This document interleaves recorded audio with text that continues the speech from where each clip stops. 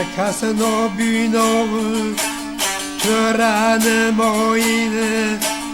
دستم دامانت اسد لاینه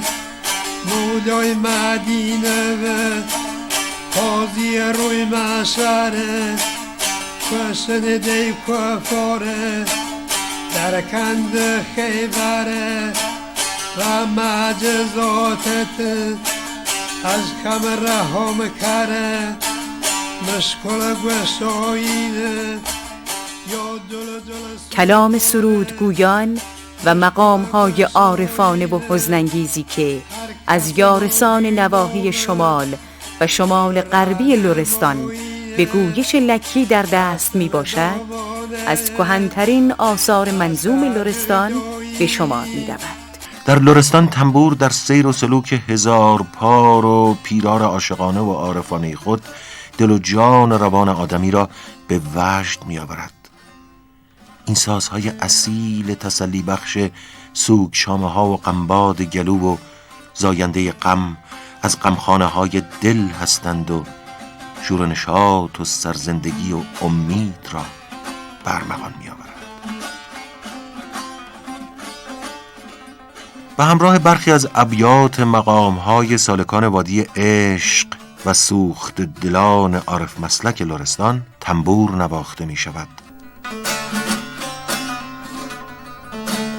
علی قادر قد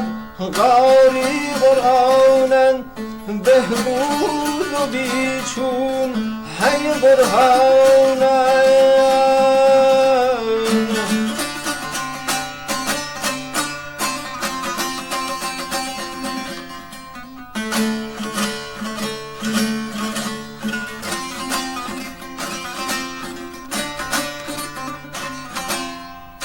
ارست دریا و مرکابو نخل و نی قلم روی ارز ولوبو ملک و منشی ثبت دفتر بو انسان سناگوی سیف دو سر بو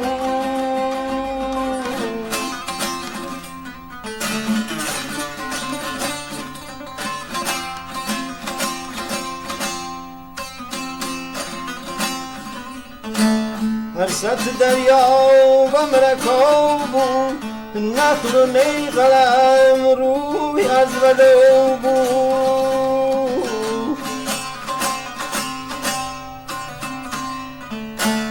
ملک و منشی